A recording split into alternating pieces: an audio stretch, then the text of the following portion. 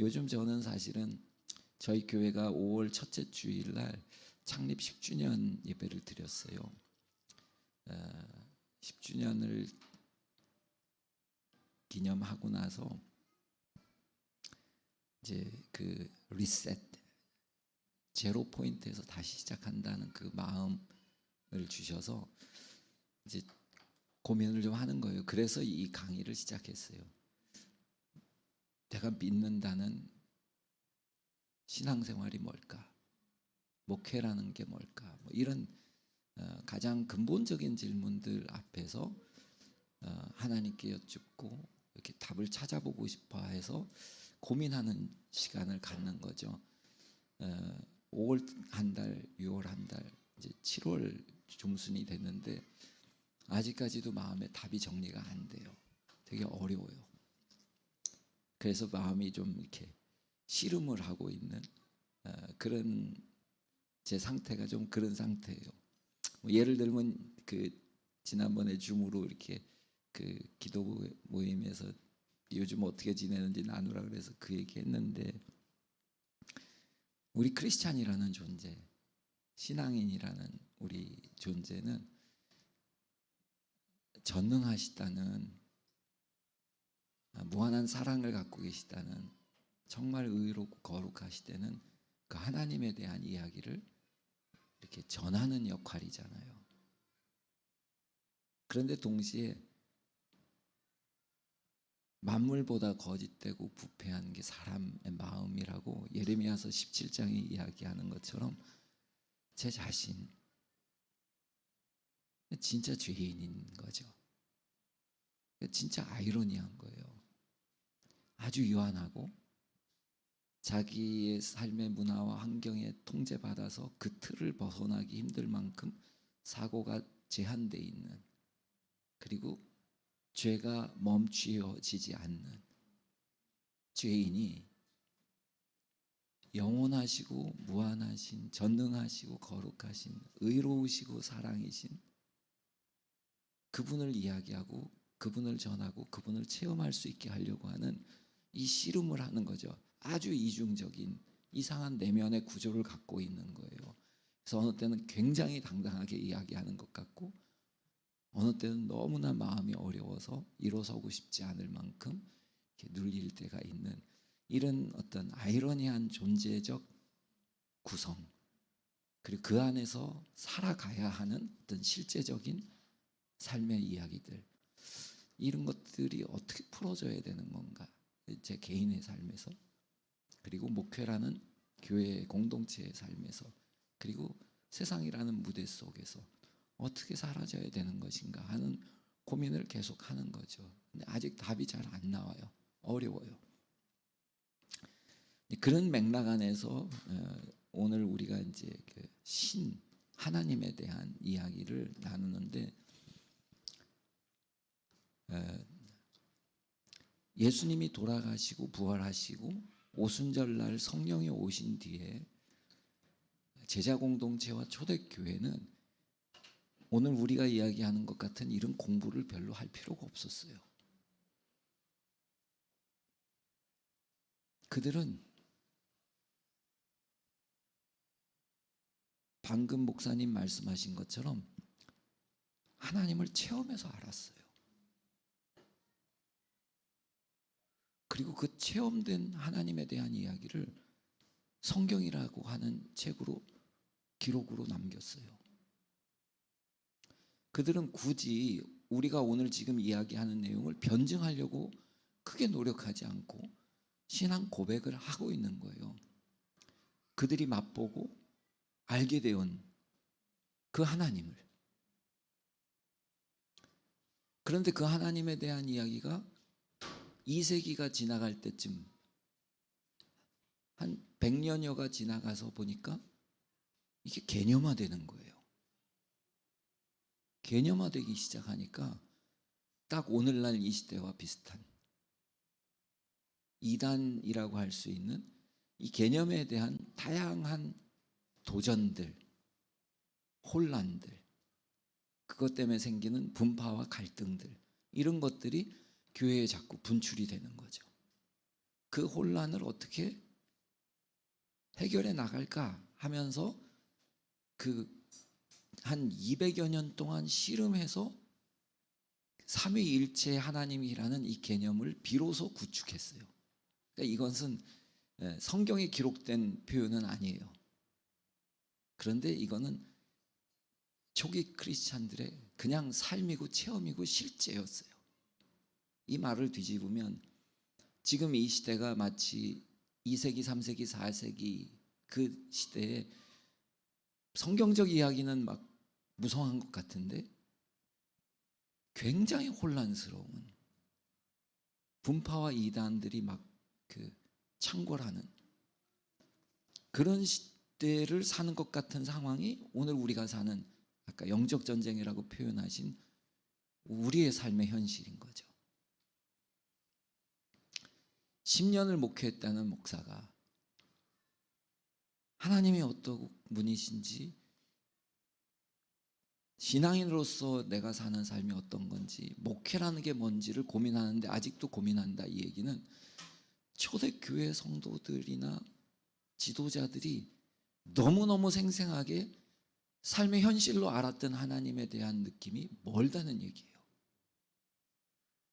그걸 솔직하게 고민하는 거죠. 그리고 이 시대의 이 전쟁이라는 도전은 그것을 더 실제화시켜야 한다는 하나님의 초대인 거예요. 그게 목사님이 인지하시는 거고 제가 고민하는 거죠. 이 시대가 그것을 요청하는 거예요. 그리고 그 요청 앞에 오늘 이런 함께하는 시간 또 이런 주제에 대한 이야기가 이제 나오게 되는 거죠. 그래서 이 베이스는 철저히 성경입니다. 그래서 성경을 기초로 하나님을 변증하는 시간이거든요. 어떤 분인지. 그래서 그 성경 자체에 대한 권위가 인정이 안 되면 사실은 이 시간은 첫 디딤돌이 없는 거예요. 성경의 권위는 성경 스스로 입증해 나간다는 게 놀라운 특징이에요. 21세기 현대인들이 가장 많이 보는 베스트셀러, 두말할 것도 없이 성경이고요. 1등과 2등 차이는요, 카운트를 할 필요가 없을 정도로 격이 차이가 납니다. 21세기의 현대인들이 얼마나 똑똑하고 비평적입니까? 그런데 이들이 지금도 가장 많이 읽는 책이 단연코 성경이에요. 100년 전 이야기에서 가장 권위 있다고 하는 책, 우리 민족의 조상들이 쓴 책, 100년 전에 가장 뛰어났던 인재가 쓴 책, 보는 사람 찾으려면 약간 천연 기념물 같은 인간을 찾아야 돼요. 딱 100년 전만 해도 100년이라는 시간 안에 그 언어, 그 기록의 가치가 무의미해진단 말이에요.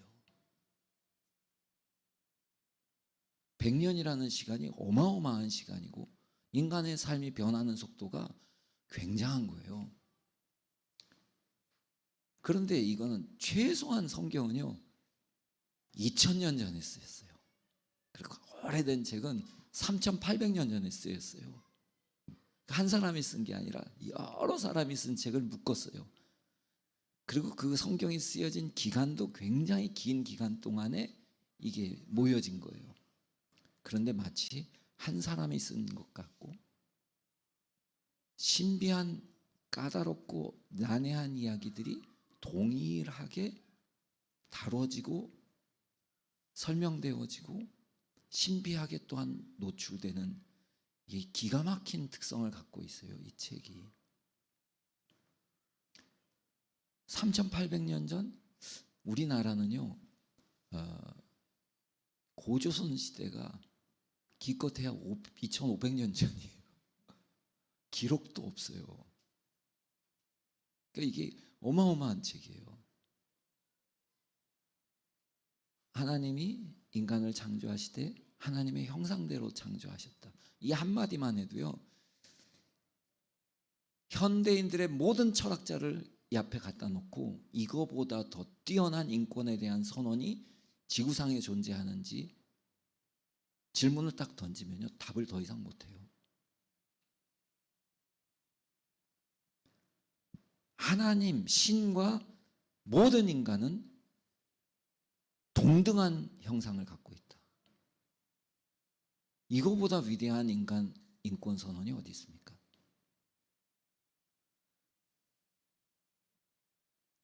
그런데 이 3,800년 전 기록에 그 기록이 있는데, 그 시대에는 기록을 하는 사람들은 아주 특별한 뛰어난 통치자들밖에 없었어요. 기록 문화가 너무너무 희소한 시대예요. 기록 자체가 어마어마한 투자를 필요로 했어. 그 보존도 어려웠어.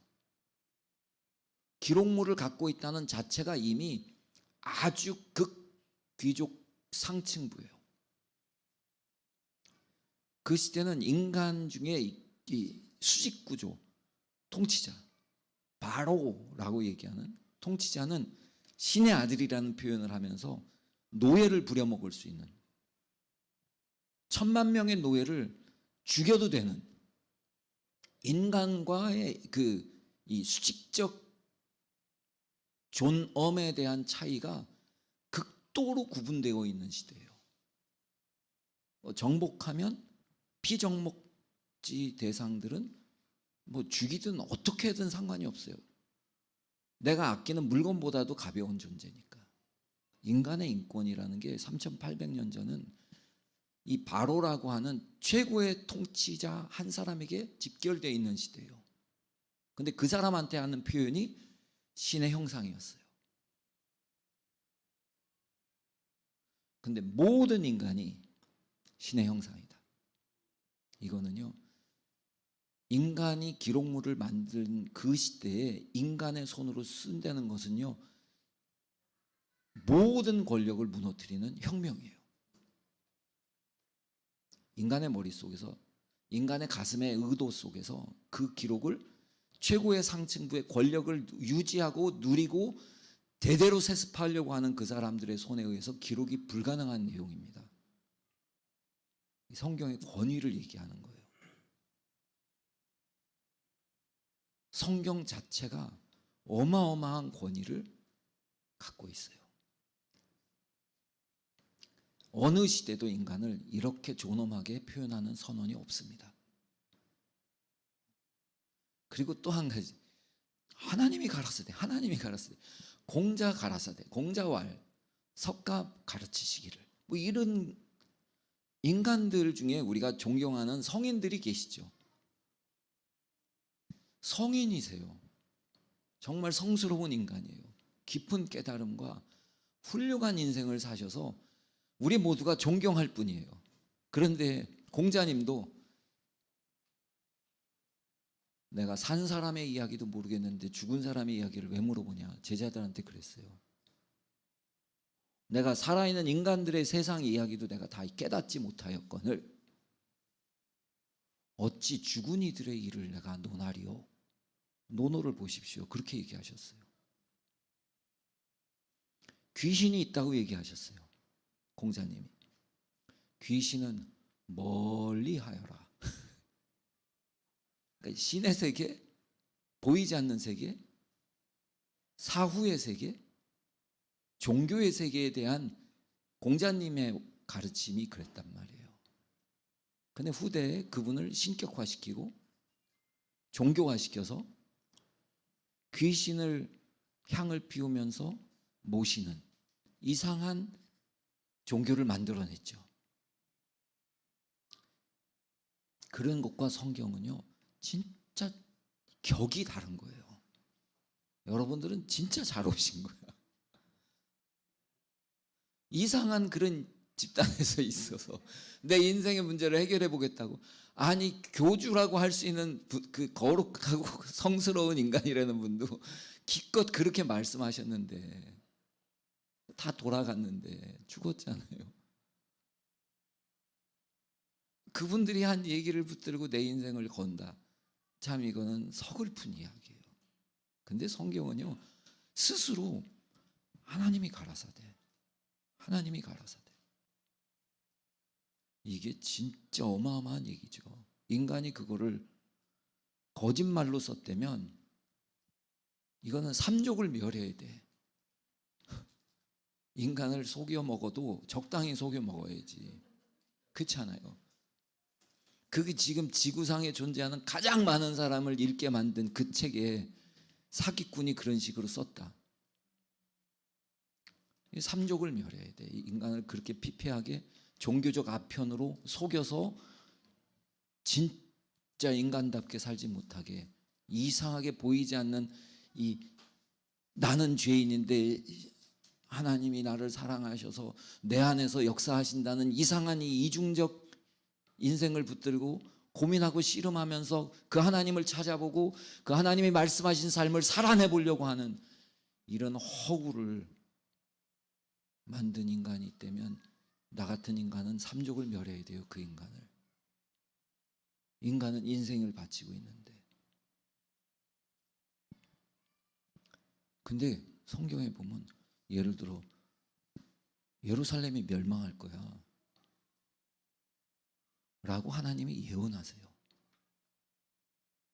아무도 안 믿어. 그때 감히 어떻게 하나님의 성전이 있는, 하나님의 임재가 있는 예루살렘이, 이스라엘이 멸망을 할 수 있냐. 난리를 친다고요. 그런데 하나님이 말씀하시면 이스라엘이 멸망해요. 성경은 그런 책이에요. 70년 뒤에 멸망한 이스라엘, 바벨론으로 끌려간 사람들이 돌아올 것이다. 멸망하기 전에 그 얘기 하거든요. 그 얘기한 예레미야라는 사람을 항복하라고 그랬다고. 이게 친일, 우리식으로 얘기하면 매국노다. 잡아 죽이지 못해서 난리를 쳤어요. 그 시절에 애국자들이, 민족주의자들이, 신앙에 뜨거웠던 믿음의 사람들이 예레미야를 못 죽여서 안달했어요. 어떻게 저런 얘기를 할 수 있냐, 감히. 어떻게 우리 보러 항복을 하라는 얘기냐. 근데 하나님 말씀하셨다. 항복해라. 바벨론으로 가라. 절대로 애굽으로 가지 마라. 애굽으로 가면 다 죽는다. 바벨론으로 간 자들은 70년이 지나면 돌아올 것이다. 성경이 그렇게 하나님 말씀하시면요, 애굽으로 간 자는 죽어요. 바벨론으로 간 사람들은 살아요. 70년 전에 뒤에 돌아와요. 성경은요, 절대로 다른 책과 비교할 수 있는 책이 아닙니다. 21세기 첨단 과학과 최현대 철학자들과 성경은 맞짱을 뜨면서 절대 지지 않습니다. 영어가 가능한 분들은 영국에서 한 번씩 최고의 인문학자와 최고의 신학자가 인간의 존재론을 두고 또는 신론을 두고 논쟁을 해요. 한 번씩. 그 유튜브에 올라 있어요. 이 시대 최고의 진화론자라고 하는, 유물론자라고 하는, 신은 없다라고 하는 최고의 학자들과 신학자들이 논쟁을 벌여요. 불교, 유교 이쪽하고는요 논쟁 자체를 안 해요. 논쟁의 대상이 안 돼요. 그런데 성경을 가진 신학자가 한 번도 절대로 밀린 적이 없습니다.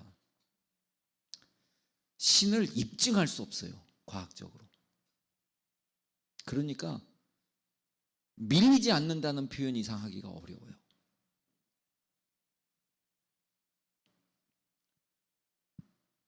근데 상식적으로는 밀려야 돼. 안 밀려요. 이 첨단 현대 철학자들한테도. 과학으로도 그래요. 한때 고전 과학, 뉴턴 과학이라고 하는 그 시절에 이 성경을 버렸죠. 그리고 교회를 불살랐어요. 지금 안 그렇습니다. 현대 과학은요, 다 성경으로 돌아왔습니다.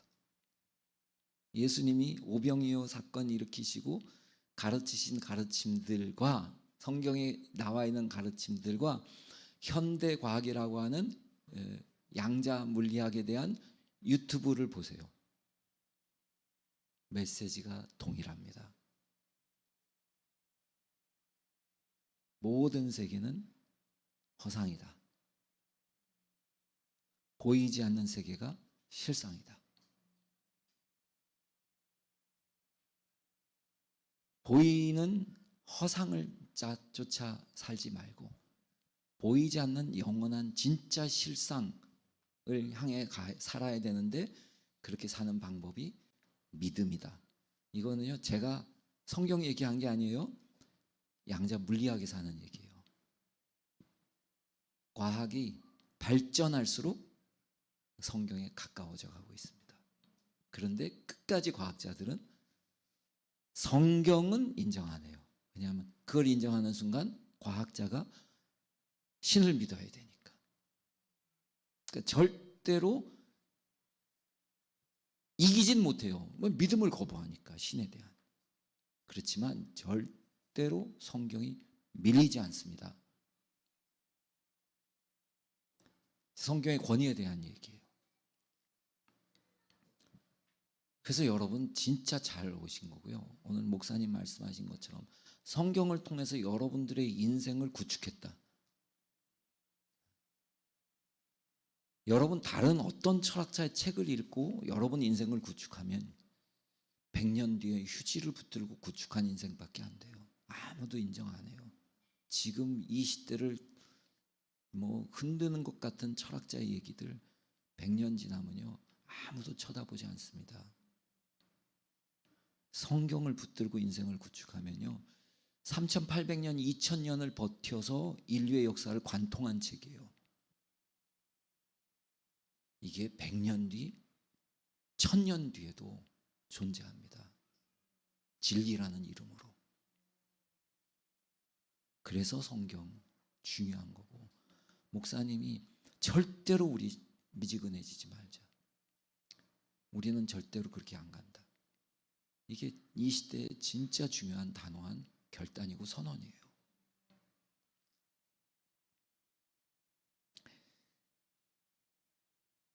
이 성경의 해석에 대한 게 이단하고 우리 달라요. 성경은 모든 인류를 구원하시려고 한 하나님의 뜻을 기록하고 있어요. 이건 창조로부터 모든 인류가 무대예요. 절대 이스라엘이 아닙니다. 그래서 창조로 시작하고 인류에 대한 기원으로 시작해서 그 인류를 어떻게 다시 타락한 인류를 구원할까에 대한 이야기로 아브라함을 택하시면서 예수님의 이야기까지 쭉 가는 거예요. 이단은 1440명 구원받는 거를 얘기해요. 모든 인류가 구원 못 받아.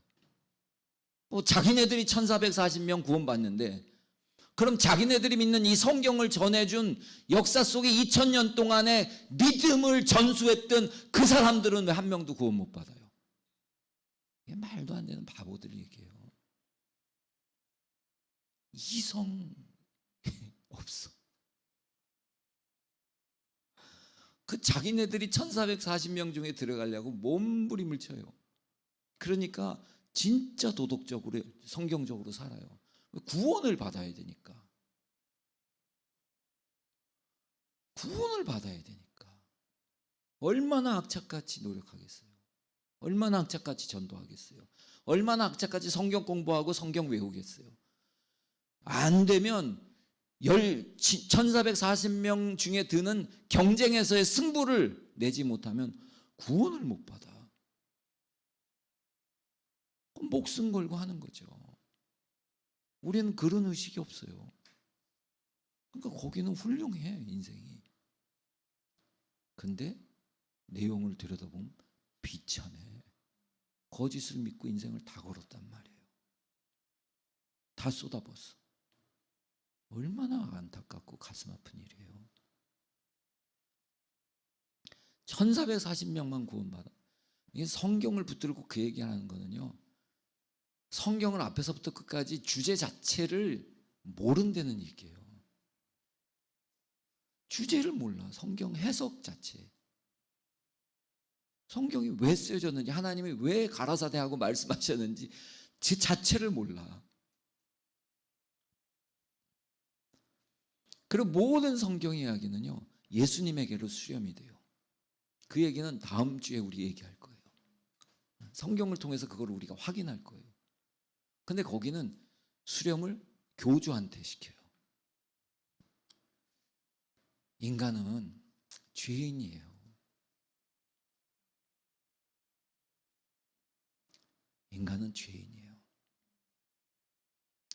교주라는 존재가 나올 수가 없는 것이 인간이에요.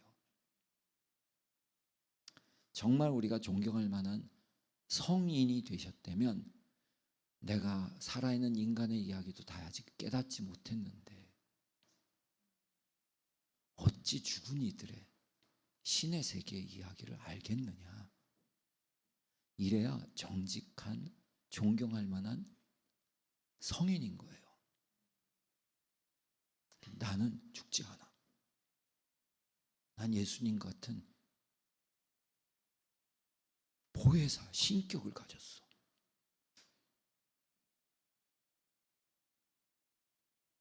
더 이상은 제가 얘기 안 할게요. 진짜 말이 안 되는 인간이에요. 다시 얘기하면 성경은요, 모든 인류를 구원하고자 하는 하나님의 기록인데, 그 기록에 전제 조건이 있어요. 전적 타락. 인간 스스로 구원이 불가능하다는 거예요. 전적 타락. 구원의 가능성, 바르게 살 가능성, 하나님께 회개할 수 있는 가능성이 절대 없다. 교주라는 존재가 나올 수가 없다 얘기예요. 쉽게 얘기하면 성경의 출발의 전제가 그거예요. 근데 그 성경을 붙들고 나는 교주다. 그 교주님을 믿는다. 성경을 짧게 해야지 할 수 있는 얘기예요. 자기 마음에 드는 걸 골라내서 자기가 하고 싶은 얘기를, 그렇잖아요. 우리 잡지 가지고 이렇게 글자 오려가지고 내가 원하는 글자를 다시 구성하잖아요. 얼마든지 그렇게 할 수 있죠. 성경을 가지고 그렇게 얘기할 수 있어요. 그거 짧게 하면 되죠. 근데 그거는 성경이 이야기하는 근본의 주제와 근본의 전제와 안 맞아요.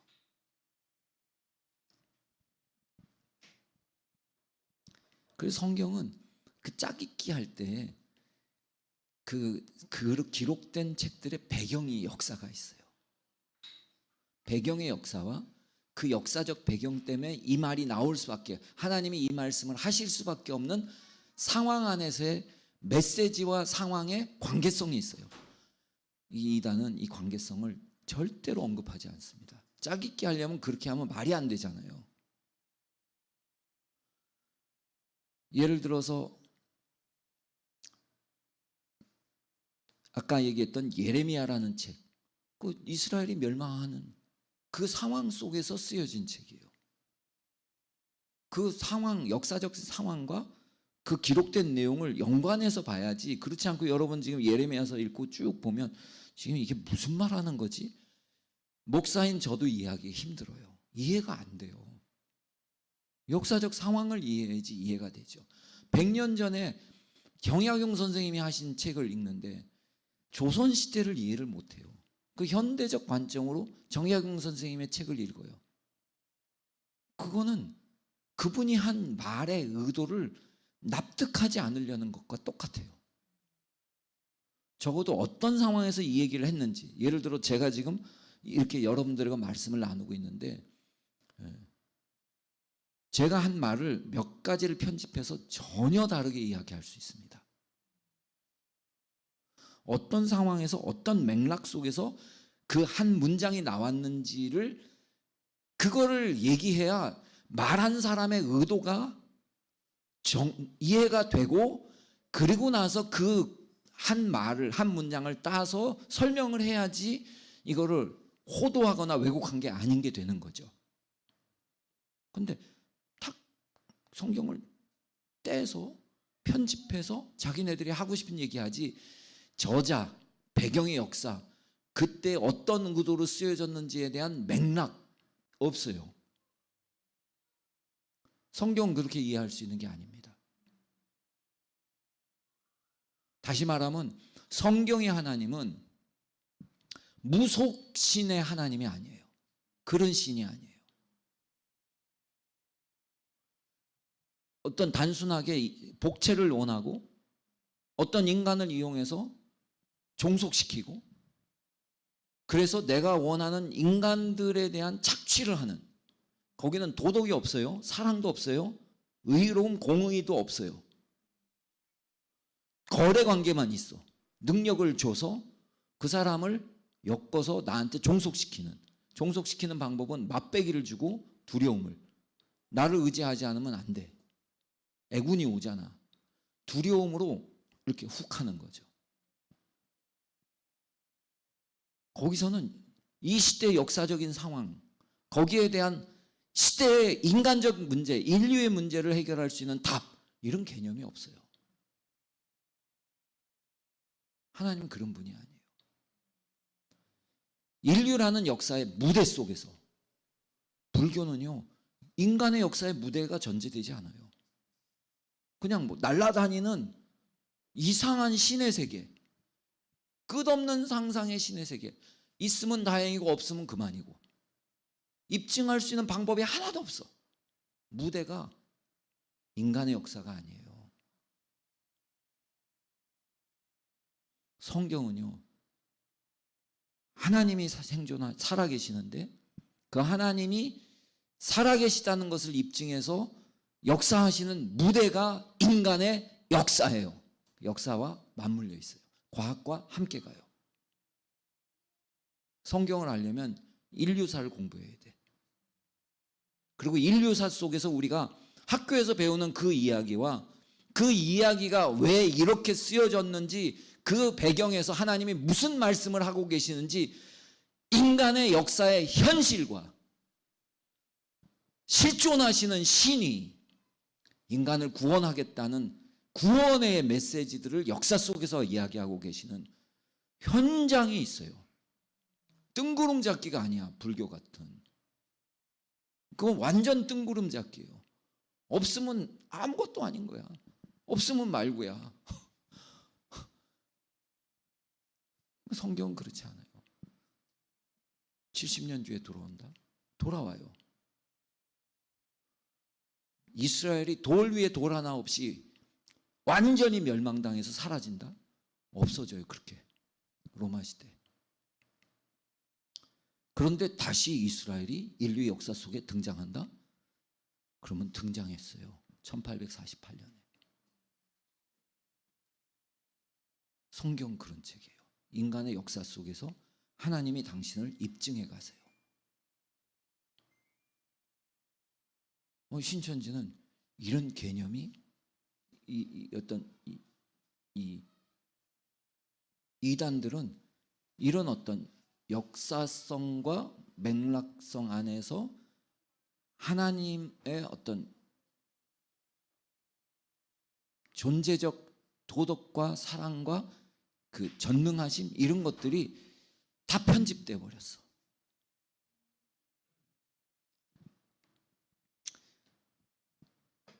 모든 기록된 문서는 서론, 본론, 결론, 이 어떤 식으로 뒤죽박죽 돼 있든지 그게 있게 돼 있어요. 가장 중요한 건 결론이 일치해야 돼. 그래야 그 책을 읽었을 때 저자가 이 말을 했구나.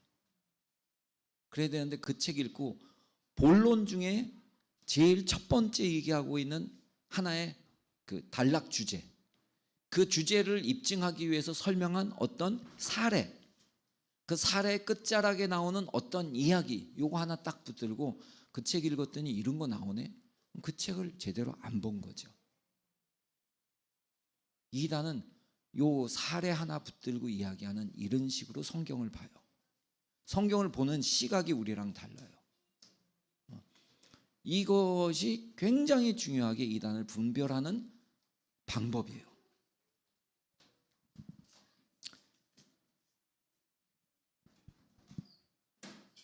이 이야기로 이렇게 길게 얘기를 했으니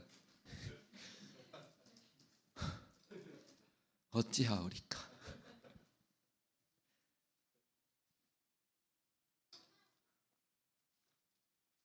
여기 있는 내용을 쭉 보는 거는 나도 성격적으로 안 맞고 우리 성도님들한테 참고한다고 하면서 그때는 내가 좀 이렇게 공부하듯이 했는데 조금 중요한 것들을 중심으로 얘기를 해볼게요. 하나님이 삼위일체, 한 분인데 세 분이야. 세 분인데 한 분이야. 이거를 인간의 머릿속에서 얘기할 수 있겠어요? 인간은 글을 쓸 때, 남에게 설명을 할 때 상대가 이해하고 납득할 수 있는 논리성을 가지고 얘기하려고 해요. 비논리적인 얘기를 하는 인간은 우리가 별로 존중하지 않아. 이게 나사 한두 개 풀렸어 이렇게 표현한다고요. 약간 맛이 갔어 이렇게 얘기한다고요.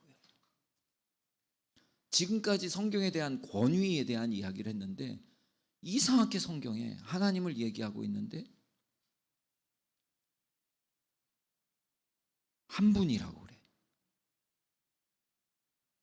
신명기 6장 4절부터 쭉 나오는 쉐마, 구약에서 가장 중요하다고 하는 본문. 하나님은 한 분 여호와시니 이렇게 나온단 말이에요. 그래서 한 분만 믿어야 되는 유일신 그거 붙들고 이스라엘 민족은요 몸부림치고 싸웠어요. 유일신에 대한 것을 거부하면 죽였어요. 그 종교 전쟁을 어마어마하게 치렀던 민족이 유대인들이에요. 바알도 아세라도 몰렉도 여러 가지 신들, 그모스 신들을 여러 가지 믿었다가 하나님한테 어마어마하게 혼이 났거든요. 그러니까 예수님 오실 당시쯤 되면 정말 하나님만 믿으려고 애썼어요. 하나님 한 분이시고 나머지는 다 하나님이 피조해서 만들었던 타락한 귀신들이야. 이게 성경 입장이 하나님의 해석이에요. 영적인 존재가 있죠. 타락한 귀신들이 인간을 속여서 영원한 하나님의 형벌의 대상이 되게 하려는 거야. 이게 성경의 해석이에요. 하나님 한 분밖에 없어. 한 분 하나님만 믿는 것에 모든 것을 집중시켰어요. 근데 창세기부터 우리가 우리의 형상대로 사람을 만들자. 분명히 한 분이라는데 우리라고 하시네. 누가 우리를 위해 갈고 우리라고 하시네. 그래서 하나님을 얘기할 때 The Lord is one God. 동사를 단수 동사를 쓴단 말이에요. 그런데 또 우리래.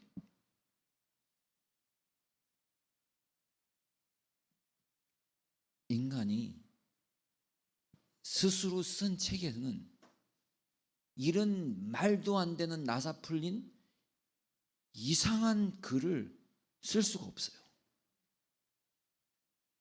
하나님이 가라사대, 하나님이 직접 말한 내용인데 그걸 가감할 수가 없어서 그대로 썼어야만 이렇게 쓰여져. 그분의 신비의 영역이고 인간의 이해, 피조세계 안에서는 도저히 이해할 수 없는 그분의 존재에 대한 이야기. 그러니까 이게 툭툭툭툭 던져져 있어 기록되어 있기 때문에 성경의 내용이에요. 그래서 아까 성경의 권위를 얘기한 거예요. 그게 전제가 안 되면 이 말에 대한 권위가 없어져.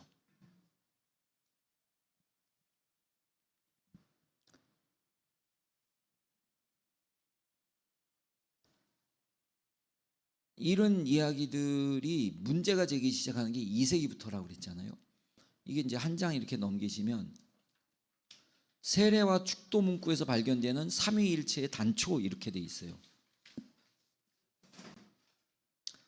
세례 문구 마태복음 28장 18절에서 20절, 우리가 너무나 잘 아는 구절이죠. 하늘과 땅의 모든 권세를 내게 주셨으니 그러므로 너희는 가서 모든 족속으로 제자를 삼아 아버지와 아들과 성령의 이름으로 세례를 주고, 하나님의 이름으로 세례를 주고 라고 써야 될 부분에 세 분을 썼단 말이에요.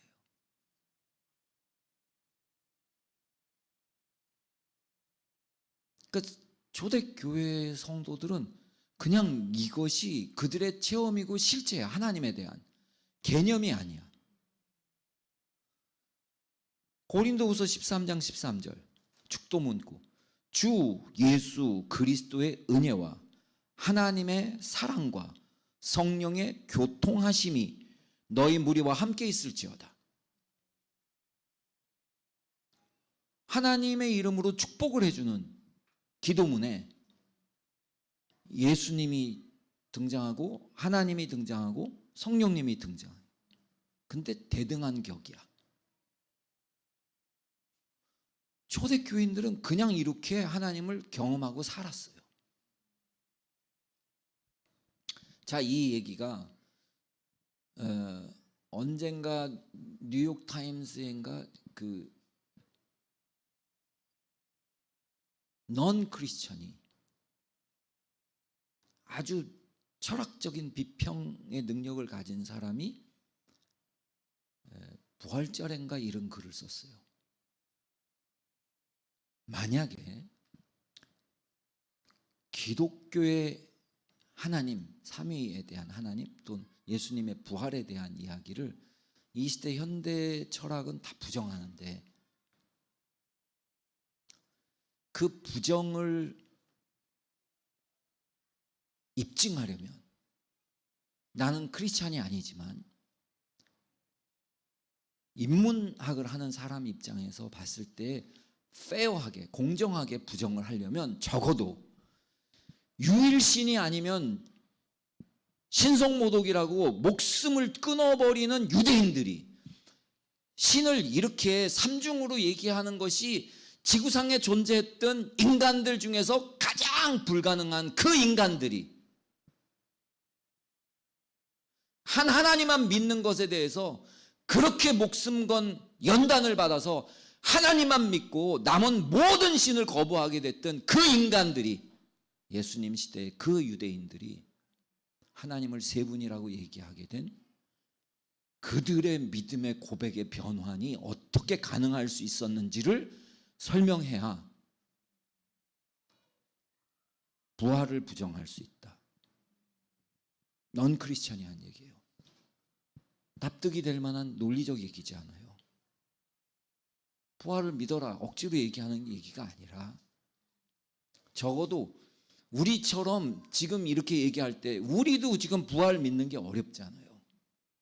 하나님이 세 분이라는 거 얘기하는데 설명이 어렵잖아요. 근데 우리하고는 비교도 안 되게 하나님이 세 분이야 이 얘기를 하면 목숨을 바쳐야 될 사람들이야. 그리고 그것을 인식하는 게 지구상에 존재하는 인간 중에 가장 불가능한 인간들, 그들이 그 얘기를 하면서 목숨을 바치고 죽어간 사고방식이 도대체 어떤 계기에 바뀔 수 있었는지, 한 명도 두 명도 아니라 그러면서 인류의 수많은 인간들을 역사 속에서 크리스찬이티를 믿게 하는 동력을 만들어냈는지 적어도 그것을 설명하고 부정해라. 납득이 되잖아요. 자, 이 변증을 전혀 다른 면으로 해볼까요? 우리의 삶의 현실 이야기로. 자, 하나님이 삼위이시래. 그런데 우리는 그분의 형상이래. 그 인간을 가만히 들여다보세요.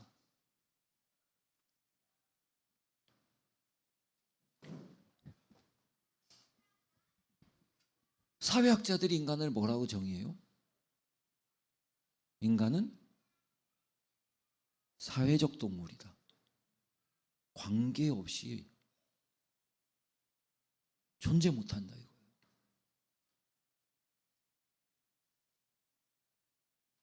그 이상한 인간.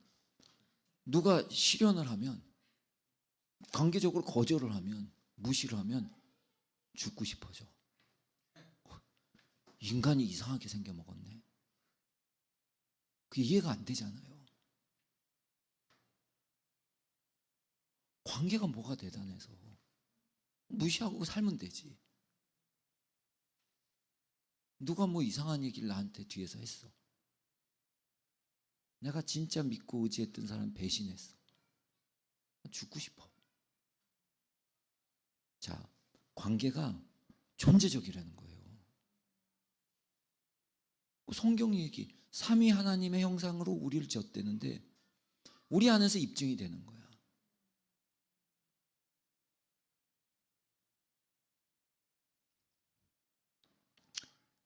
이상한 얘기가 있죠. 성경에 창조를 하시면서 우리가 우리의 형상대로 사람을 만들자 그러면서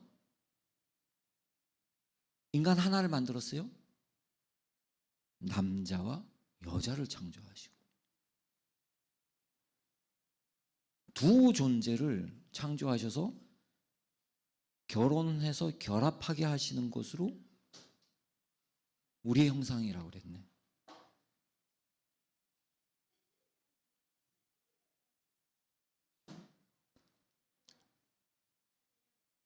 관계적 특징이 있네. 결합적 특징이 있네. 이게 유대인들이 얘기한 것처럼 단일신이요. 그럼 뭐 홀로 독존해야죠. 선악과 먹고 인간이 선언한 게 홀로 독존하기 때문인 거야. 관계없이, 하나님하고 관계없이. 홀로 독존하는데 불편함이 없어야 되고 행복해야 돼. 독불장군으로 사는데 스스로 만족하고 아무런 문제의식이 없어야 돼. 인간은 이상하게 유약하게 관계 때문에 목숨 걸어요.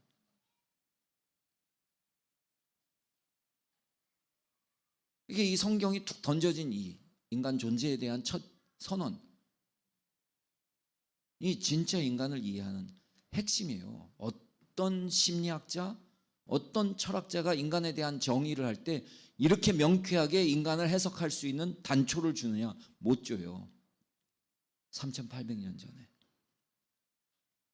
인간을 만드신 분이 해야만 할 수 있는 명쾌한 선언이죠. 그런데 타락한 다음에 인간한테 창세기 3장 16절 어떤 분이 한번 읽어줄래요?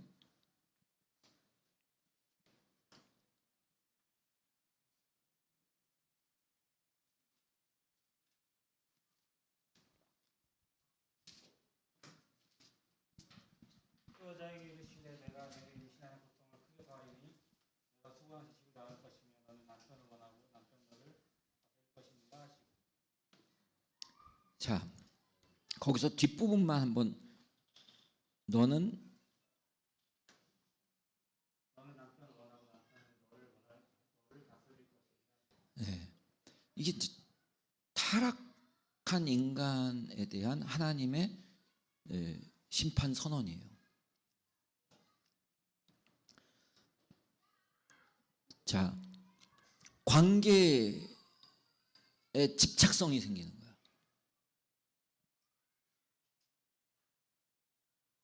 남편을 원하는데 남편이 나는 그렇게 사랑하는데 남편은 나를 다스리네, 통제하네, 짓밟네, 억압하네. 이 고통을 겪을 것이다.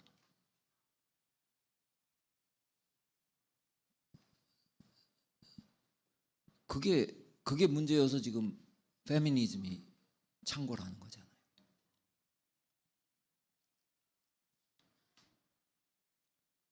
근데 이 구조가 타락한 인간 안에 그대로 존재해요. 남자 여자 구분이 없어요. 자, 남성들은 권력을 원해요. 힘을 원해. 돈을 원해. 지위를 원해. 인맥을 원해. 인기를 원해. 남자들은 힘을 원해요. 근데 반드시 힘에 지배당해요. 인간이 하나님과의 관계성 안에서, 삼위적 관계 안에서 연합되어서 살게 만들어져 있었는데 관계가 깨졌어, 하나님과. 그러니까 하나님과의 관계에 의해서 관계성을 경험해야 하는 이 영역이 비워졌어. 그거를 대체 대상을 찾는 거예요. 그게 남성들은 주로 힘에 관련된 쪽으로 갔어. 근데 그 대체물의 관계성 안에서 내가 사는 의미를 찾아. 근데 반드시 돈을 추구하는 사람은 돈의 정복당해 살아요. 돈의 지배당해.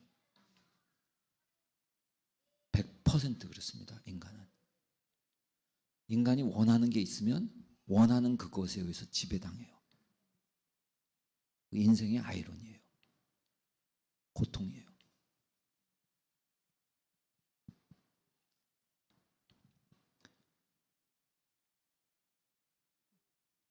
이 이야기 속에서 요즘 현대 이슈 중에 하나가 동성애죠. 동성애. 어떤 목사님이 그렇게 물었어요. 왜 인간이 그렇게 성에 집착하나?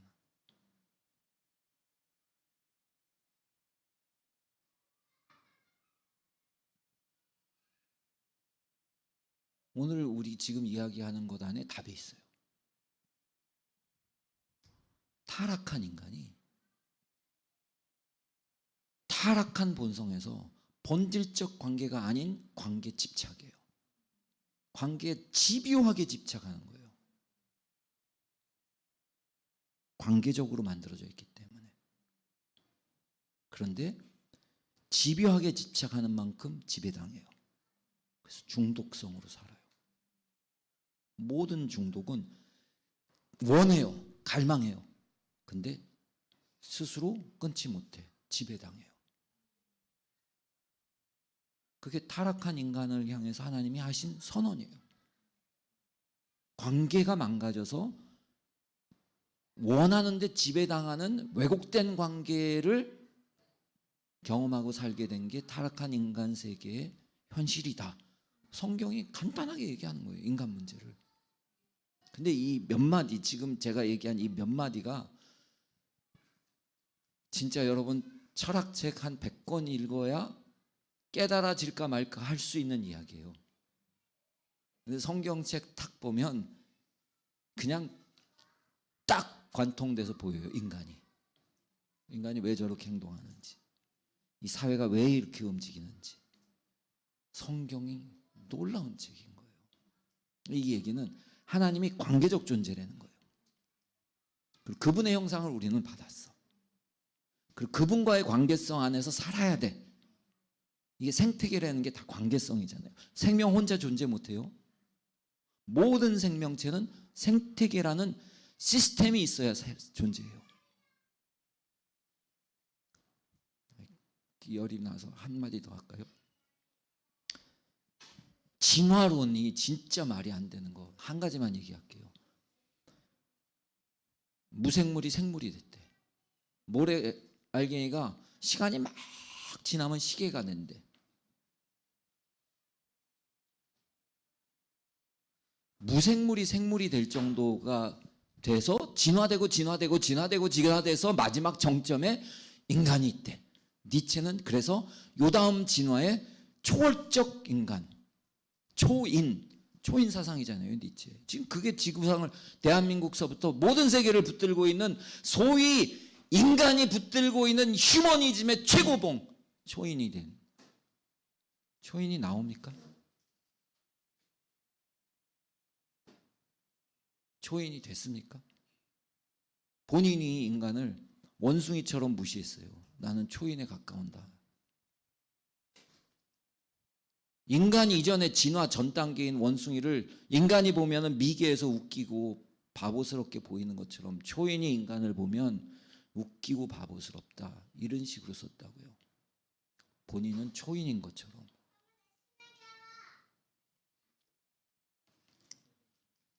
그래, 엄마 도와드려야겠다.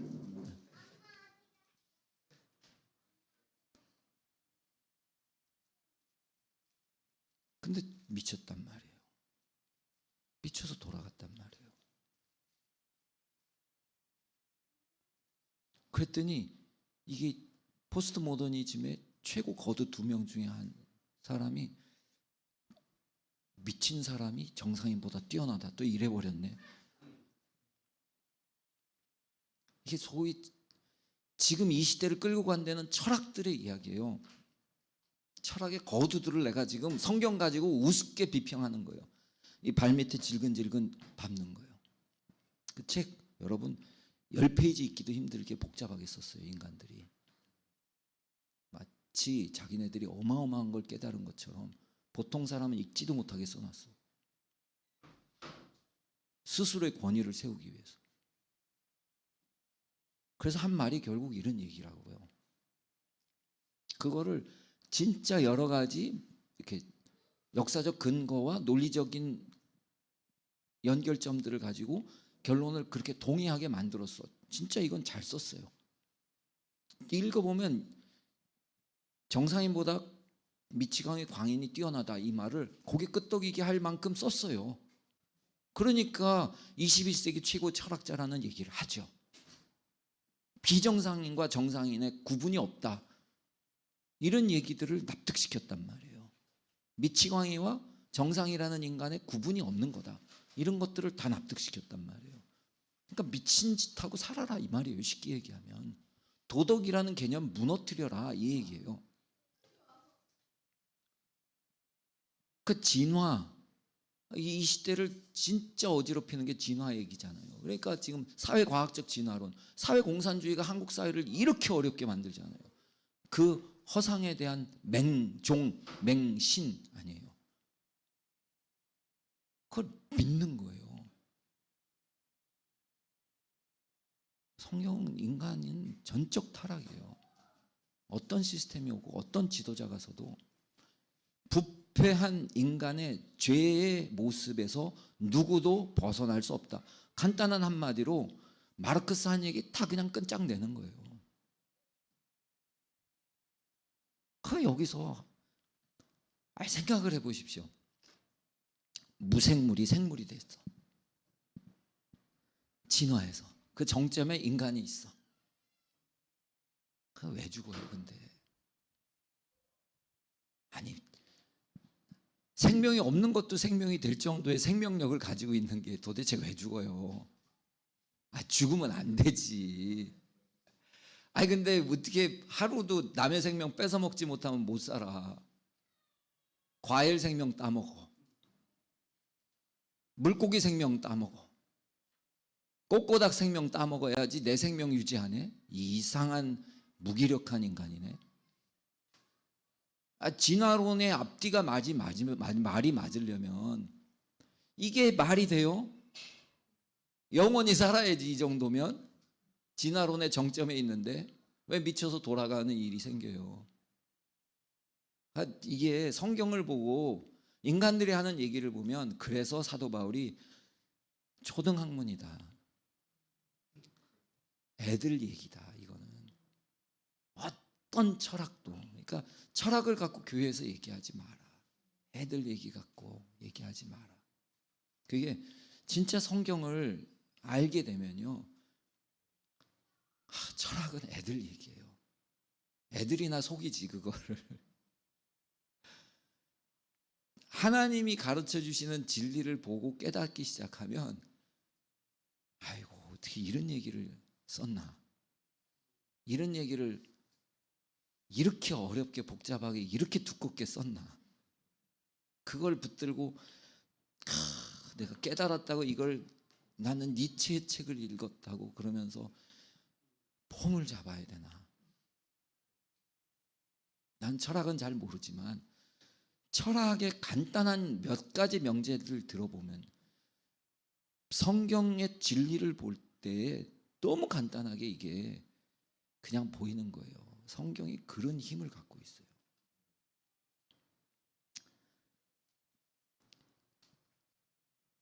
그 인간의 근본적인 문제는 관계성 안에 있는 거예요. 그래서 목사님께서 또 예배하면서 여러분 이런 공동체 진짜 찾기 어렵습니다. 하나님을 맛보아 알자. 진짜 알자. 진짜 경험하자. 여러분 종교적으로 하면서 편안한 얘기하고 진짜 안 되는 걸 해보려고 이렇게 몸부림치고 아이 내 죄인이 하나님을 가르치고 체험시키고 이 목사의 삶이라는 이 이중적 갈등을 근본적으로 어떻게 이해하면서 살아야 될까를 다시 고민하는데 답을 못 찾는, 그렇지만 그 고민, 신비한 실체이신 그분을 어떻게 진짜 제대로 경험할 것인지를 몸부림치고 씨름하는 이런 교회에 있다는 게 얼마나 중요하고 가치 있는 일이에요. 뻔한 종교적인 이야기, 성경 논리적인 이야기, 도덕적인 이야기, 상식적인 이야기, 좀 감동되는 이야기하고 사람 많이 모으고 이런 게 아니잖아요. 지금 진짜 여러분들은 복받은 사람이에요. 승현인지 맞아요? 맞아요. 맞는 거예요. 진짜 제대로 온 거예요. 그러니까 목사님이 당당하게 그 얘기를 하는 거예요. 하나님이 안 계시고 이런 고민에 진리성이 없다면 그런 당당한 얘기를 할 수 없는 거예요. 꾸려서라도 못하지 그런 얘기를. 자, 관계가 깨졌어. 하나님 관계적 존재인데 관계의 원천으로부터의 분리가 일어났어. 하나님이 사랑이시대, 의로우시대. 그분으로부터의 관계 안에서 내 존재가 규명이 됐어. 내가 누구인지 그 형상이 거기서 인식되고 파악되고 사라졌어. 그 생태계 안에서. 생태계예요 이게. 이 생태계가 깨졌어. 생태계가 망가졌어. 그러니까 어떤 일이 생겨요? 내가 나를 봐요. 하나님이 나를 보시는 것으로 나를 살았는데 내가 나를 봐요.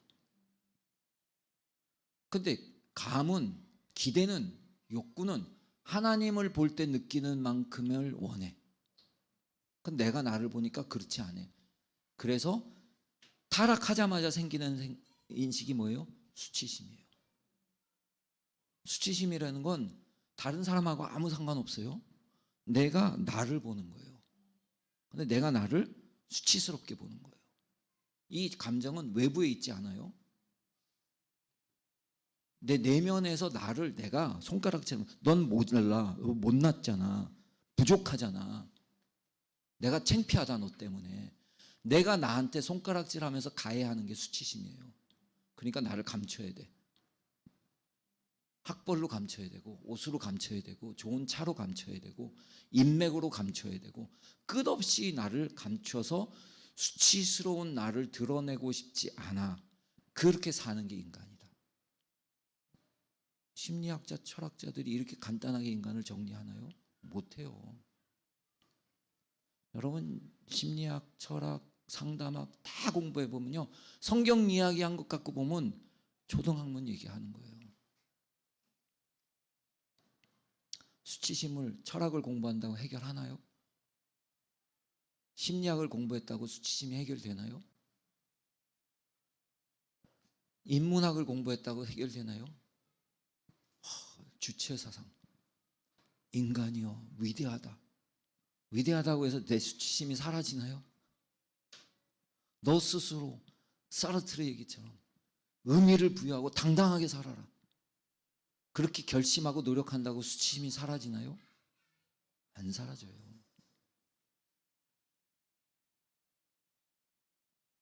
그것이 사라지는 단 한 가지 길은 인간을 당신의 형상으로 만들었다는, 당신의 분신으로 만들었다는, 당신이 분신으로서 살 수 있게 연합돼 줘야 돼요. 다시 결합돼 줘야 돼. 삼위일체적 결합이 다시 구성돼야 그 수치심에서 나와요. 그걸 복음이라고 하는 거예요. 하나님과의 재결합, 그 기쁜 소식이 현실이 됐다. 그걸 복음이라고 하는 거예요. 이게 관계적 집착을 가장 말초적으로 영이신 하나님에 의해서 영적으로 내면의 코어가, 존재의 본질의 중심이 구성된 인간이 혼과 육에 의해서 피조세계를 통치하고 다스리게 되어 있는데, 영이 죽었어. 하나님으로부터 끊어져서. 영이신 하나님, 하나님은 영이시니 하나님을 예배하는 자는 신령과 진정으로 예배할지니라. 하나님이 영이셔. 삼위일체 하나님. 우리 안에 하나님의 형상이 왔기 때문에 영의 내면의 존재 코어가 있었어. 핵심이. 이게 파괴됐어.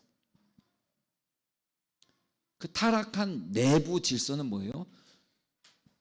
혼에 의해서 통치되는 인간. 그건 좀 도덕적 인간이에요. 전두엽에 의해서 인생을 관리하니까. 근데 더 상태가 안 좋은 건 육에 의해서 통치되는 인간. 육이 끌리는 대로 가는. 타락의 끝자락에 위치해요. 그 육에 의해서 결합을 수없이 해. 이게 동성애란 말이에요. 그걸 하나님이 심판하겠다. 타락의 마지막 모습이다. 그 휴머니즘은 아니야, 본성이잖아. 본성이죠, 지금 타락한 상태에서. 그걸 왜 도덕의 잣대를 대갖고 사람의 양심의 가책을 느끼게 하고 자살하게 만들고 고통스럽게 만드느냐. 도덕 없애. 성경 버려. 아니면 뜯어 고쳐. 그런다고 해서 그 갈등 고민에서 벗어나나요? 가장 우울하고 가장 자살이 쉽게 되는. 그거를 해결해야 거기서부터 나오지. 그거를 긍정해 주는 걸로 인권이 보장되나요? 그게 아니에요. 인간은 그렇게 말초적으로 육체에 집착해서 사는 것으로 자기 스스로 자기 존엄을 인정할 수가 없어요. 수치심이 극대화됩니다. 자기 스스로 자기를 존엄하게 생각할 수가 없어요. 육에 끌려다니는 인간은. 성경을 보면 이게 인간 문제, 인간사, 현대 이야기가 됐든 어떤 시대 이야기가 됐든 그냥 정리가 그냥 되는 거예요. 근데 이런 얘기들이 납득이 되게 정리되려면 하나님이 관계성이라는 걸 이해해야 돼.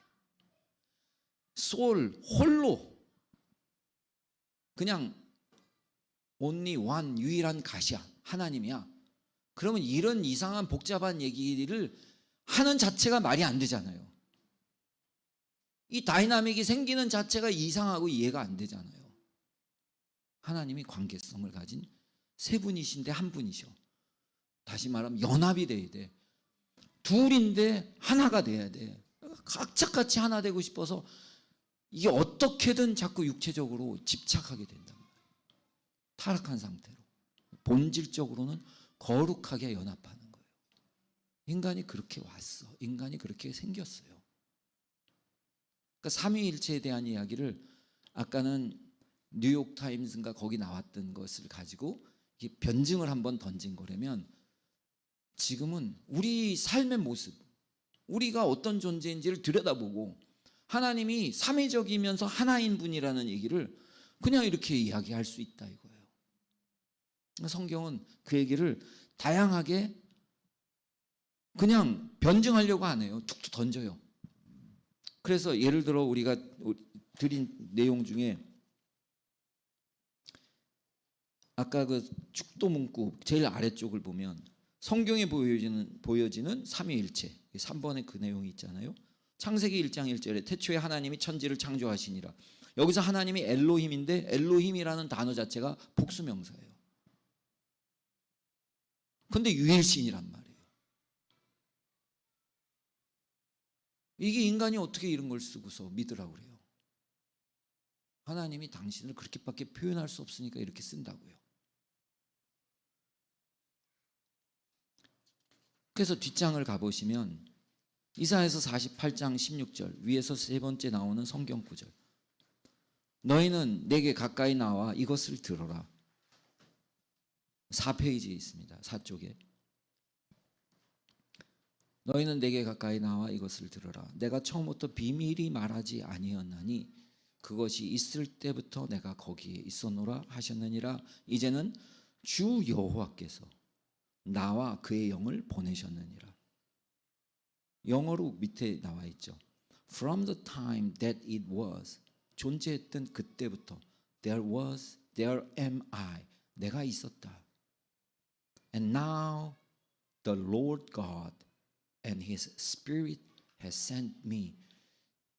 이게 다 하나님의 존재에 대한 이야기들을 하고 있는데 거기에 내가 있고 The Lord God이라는 분이 계시고 The Spirit이 존재하네. 세 분이 등장하네. 하나님에 대한 이야기 하네. 요한복음 14장 16절. 내가 아버지께 구하겠으니 그가 또 다른 보혜사를 너희에게 주사 영원토록 너희와 함께 있게 하리니. 구하는 예수님이 계시고 기도를 들으시는 하나님 아버지가 계시고 오시는 보혜사 성령님이 계시네. 요한일서 5장 5절부터 8절인데 여기서 사실은 7절이 중요한 부분이거든요. 증언하는 이가 셋이니 성령과 물과 피라. 또한 이 셋은 합하여 하나이니라. 이렇게 지금 우리 한글 성경에 돼 있죠. 이게 NIV에도 이런 식으로 영어로 돼 있어요. 근데 더 일찍 기록됐던 킹 제임스 버전에는 이렇게 기록되어 있어요. 밑에 For there are three that bear record in heaven, the Father, the Word, and the Holy Ghost. And these three are one. 삼위일체 얘기하고 있어요. 이거를 고쳤어, 지웠어. 그 얘기는 좀 복잡한데 내가 이게 입증할 만한 데이터들을 충분히 갖지를 못해서 여기다가 기록은 안 했어요.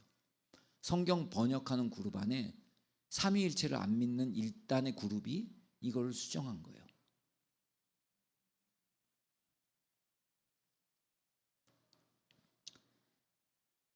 자, 이 삼위일체에 대한 이야기 중에 예수님은 하나님이시다 4번으로 가서 보면 예수 그리스도가 기독교 역사의 출발점이다. 예수 그리스도는 기독교 신앙의 가장 핵심적이고 중심적인 위치를 차지한다. 예수 그리스도는 하나님께서 세상과 관계를 맺으시는 두 가지 소통의 방식의 중심에 계신다. 그 하나는 계시이고 또 하나는 구원이다. 결정적 계시가 예수 그리스도를 통해 이루어지고 결정적인 구원이 예수 그리스도를 통해 이루어진다. 이렇게 이제 좀 신학적인 얘기들을 좀 표현했어요. 그러면서 그 이제 5쪽 위쪽을 가시면 예수님은 인간의 구주시다. 구약 성경은 인간의 구주는 오직 한 분 하나님이라고 주장한다. 맞죠? 유일신. 초대 기독교인들은 이 사실을 알았음에도 불구하고 나사렛 예수를 구주라고 단언하였다. 이 고백은 곧 예수님이 하나님이시다는 고백인 것이다. 그 다음 예수님은 예배를 받으신다. 초대 기독교인들이 속했던 유대교의 예배의 대상은 하나님뿐이다. 그런데 초대 기독교 교회는 그리스도를 하나님으로 예배했다. 그것은 예수님이 하나님이시다는 고백이 포함되어 있는 것이다. 예수님은 하나님이시다고 고백하는 성경 구절들 그 중간에 보면 있죠. 거기서 예를 들어 시편 110편 1절 여호와께서 내 주께 말씀하시기를. 여호와도 하나님을 가리키는 말이고 내 주도 하나님을 가리키는 말이다.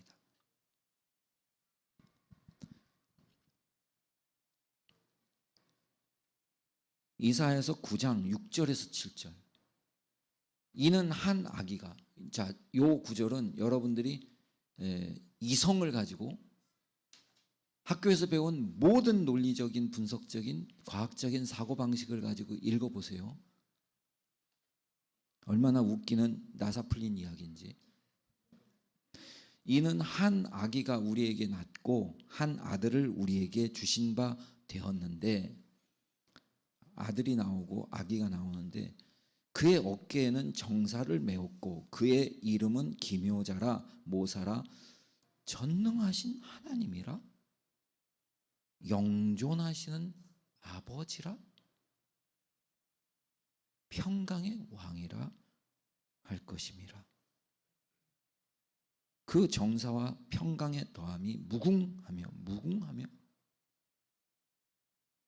또 다윗의 왕자와 그의 나라에 군림하여 그 나라를 굳게 세우고 지금 이후로 영원이라는 개념이 어마어마한 얘기거든요. 정의와 공의로 그것을 보존하실 것이라. 만군의 여호와의 열심히 이를 이루리라. 이 정신 나간 얘기죠. 한 아기가 났어. 한 아들이 나타났는데, 아들인데 아버지래. 하나님 아버지래. 하나님이래. 지금 삼위일체를 얘기하려고 억지로 지금 얘기하는 게 아니라 지금 성경의 권위를 얘기하고 성경이 얘기하는 하나님을 설명하는 거예요, 지금.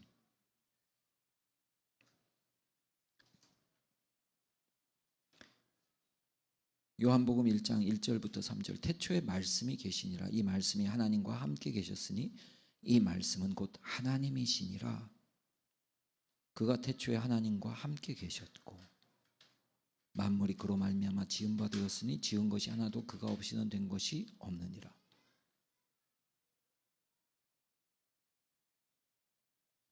뒷장으로 넘어가서 요한복음 11장 25절부터 26절, 39절부터 44절, 제일 위에 있는 성경 구절 보면 죽은 지 나흘이 됐다는 썩은 인간을 다시 살아서 걸어 나오게 만들어요. 여러분, 죽은 사람을 일으키는 것 기적이 있어요. 그런 일은 마지막 때에 적그리스도라는 사단이 마치 예수님이 하나님의 이렇게 현현이 되는 것처럼 사단의 어떤 대리 현현 대상이라고 하는 적그리스도도 죽은 자를 살린다 그랬어요. 절대로 흉내 못 내는 게 있어요. 썩어서 냄새나는 시체를 구더기가 드글드글 거리고 살이 녹아서 시커멓게 타버린 인간을 여러분 돌아가면 딱 굳습니다. 죽음의 공포 속에 귀신을 보면서 죽은 분들은요, 이렇게 돌아가신 분들 많이 안 봤죠. 목사는 많이 봐요. 딱 이렇게 굳어 있어요. 두려움에. 이거 피려고 해도 안 펴져요. 마지막에 천사를 보면서 돌아간 분들은요, 너무 편안하게 돌아가. 이렇게 하면 살아있는 것처럼 살이 이렇게 움직이기도 해요. 근데 아무리 살아있는 것 같이 이렇게 하는 사람도요, 이게 뻣뻣하게 딱 굳어 있는 거예요.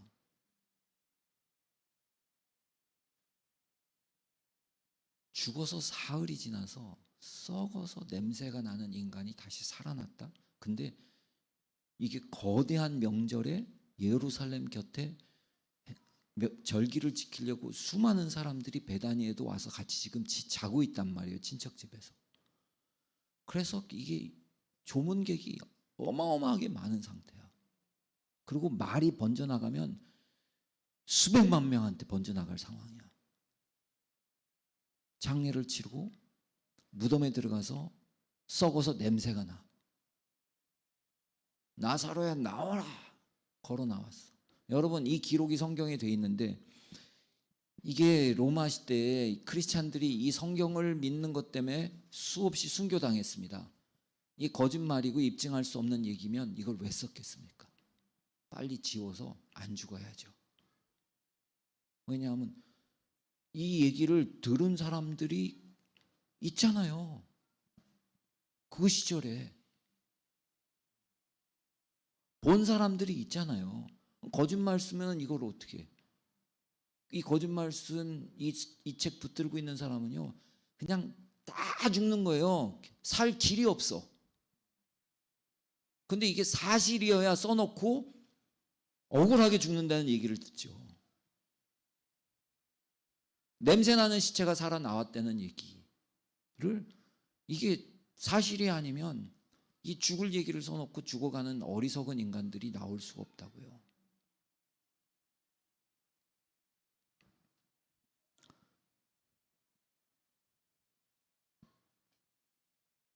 근데 이런 죽은 인간을 살리는 건요, 성경 어디를 봐도 하나님밖에 못해요. 그래서 예수님을 죽이는 거예요. 결정적으로 하나님이심을 입증했네. 저 위에 계신다고 그랬는데, 유일한 한 분이라고 그랬는데, 나와 아버지는 하나이니라, 나는 하나님의 아들이다 뭐 이랬는데, 신성 모독한다고 막 그래갖고 난리를 치고 있는 상황에서 하나님이심을 입증을 해버렸어. 가만두면 큰일 나겠다. 바로 죽이는 거예요. 그래서 명절에 이것 때문에 바로 죽는 거예요. 그 사건이에요, 이게. 그러니까 예수님이 하나님이시라고 스스로 얘기하고 하나님이신 것을 입증하지 않았으면 그렇게 십자가에서 혹독하게, 무섭게, 억울하게 죽을 일이 없는 거예요. 이게 예수님이 죽은 중요한 사건이에요. 하나님을 입증해 버렸어, 사람들 앞에서. 누가 그걸 할 수 있어요? 그러니까 초대교인들은요, 예수님을, 하나님을 그냥 믿는 거야. 뭐 이런 설명이나, 그들은 한 분 하나님만 믿었어. 근데 눈에 나타난 이분이 하나님인 거를 그냥 인정할 수밖에 없었어. 성부와 성자와 성령의 이름으로 그냥 그렇게 가는 거예요. 그런데 그분들이 한 분이라는 것을, 성경을 보니까 우리 이 말이 이 말이구나. 구약을 봐도 이해가 돼. 진짜 이제 이해가 되기 시작했어. 그래서 이게 예수님이 하나님이신 거를 성경에, 신약에 그냥 쓰는 거예요. 그런데 오순절을 경험했어. 이 뒤에 쭉 얘기가 그 얘기거든요. 성령님, 그게 하나님의 영이래. 구약에 그렇게 돼 있었어. 그랬는데 오순절날 와서 경험을 하니까 성령이 따로 세우래. 그러면 바울과 바나바를 세워. 성령이 가래. 그럼 가. 성령이 근심하셔. 아나니아와 삽비라가 속였어. 어떻게 네가 성령을 속이니? 인간을 속인 게 아니라 하나님을 속인 거야. 그냥 그들은 성령을 체험하고 성령이 하시는 역사를 보니까 하나님이셔. 그들은 이걸 누구한테 설명 들은 게 아니에요. 그러니까 성경에 그냥 쓰는 거야. 구약을 보니까 이게 납득이 돼. 삼위일체라는 표현을 그들은 쓴 적이 없어요. 그런데 성부와 성자와 성령의 이름으로 세례를 주고 그냥 그 하나님을 그렇게 믿은 거야. 근데 그 하나님에 대한, 실체에 대한 생생한 체험이 시간이 지나면서 희지부지해졌어. 그러니까 이단이 나오고 신학적인 변증을 필요로 해. 그래서 예수님이 신이 아니라고, 하나님이 아니라고 갸우뚱해지는 거야. 그런가? 요한일서 제일 끝에를 보세요. 사도 요한이 제일 오래까지 살았던 제자인데, 성령은 하나님이시다. 그 바로 위에 요한일서 5장 20절. 또 아는 것은 하나님의 아들이 이르러 우리에게 지각을 주사 우리 생각을 줬다. 더 깊은 깨달음을 줬다. 머리가 똑똑하게 해줬다. 우리로 참된 것을 알게 하신 것과 또한 우리가 참된 자 곧 그의 아들 예수 그리스도 안에 있는 것이니 그는 참 하나님이요 영생이시라. 예수님이 하나님이라는 얘기로 끝나요. 제자 중에 제일 오래 살았던 요한이 편지를 쓰고 마지막 구절에 예수님이 얘기하고 하나님이시다. 그러니까 뭐 삼위일체 이런 얘기 안 했어요. 그들은 한 분을 믿어. 목숨 걸고 한 분을 믿어. 그래서 그들은 유대인이라는 정체성에서 자기네들을 분리시키지 않았어요. 한 분 유일신을 믿어. 근데 그 한 분이 예수님도 계셔. 그 한 분에 성령님도 계셔. 그걸 그냥 뭉뚱그려서 성경에 쓰고 있어. 그러니까 이게 신학적 논쟁이 벌어지기 시작해서 성경을 가만히 보니까 한 분인데 세 분이네. 세 분인데 한 분이네. 그러니까 이걸 어떻게 표현하지? 그래서 삼위일체라는 얘기를 뒤늦게 인간이 쓴 거예요. 우리가 믿는 하나님이 이 하나님이에요. 근데 이 하나님이라는 얘기가 어떻게 납득이 돼요? 우리를 보니까 이해가 돼. 우리의 형상을 보니까 이해가 돼. 우리는 관계적이야. 관계에 문제가 생기면 죽고 싶어. 존재적 위기를 느껴. 그리고 관계에 집착해. 하나가 되려고 몸부림을 쳐. 근데 그게 죄성의 끝자락에서 움직여. 구속이 안 돼서. 이 인간이 그냥 간단하게 이해가 되는 거예요. 그러니까 뭔가 하나님과의 관계에서 빈 그 자리를 채우려고 어마어마하게 뭔가를 갈망해. 원해.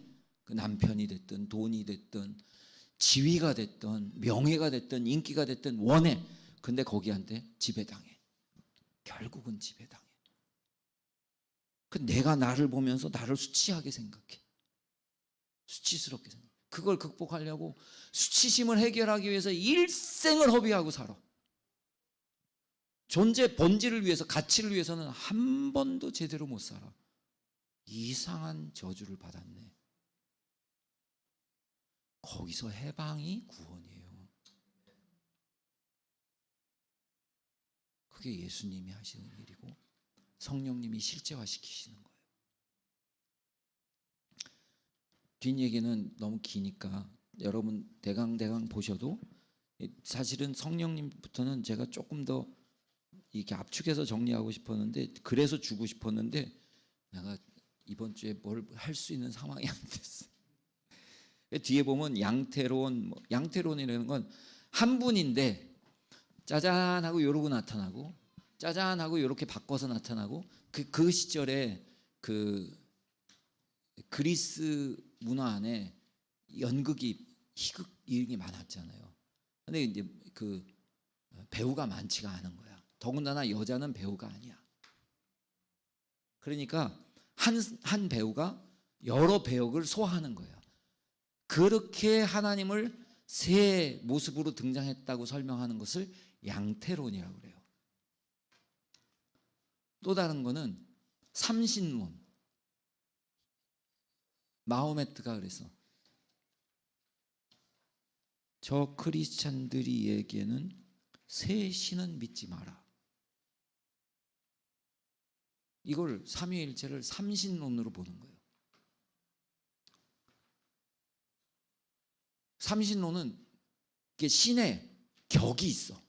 최위의 격과 그 다음의 격과 신의 레벨에 다 들어갔지만 동일한 본성이 아니야.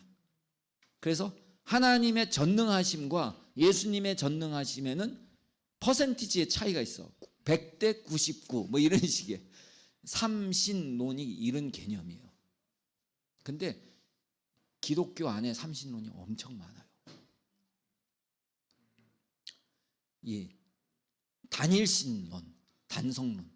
이게 이제 예를 들면 신천지 같은 또는 하나님의 교회 같은 데는 단일신.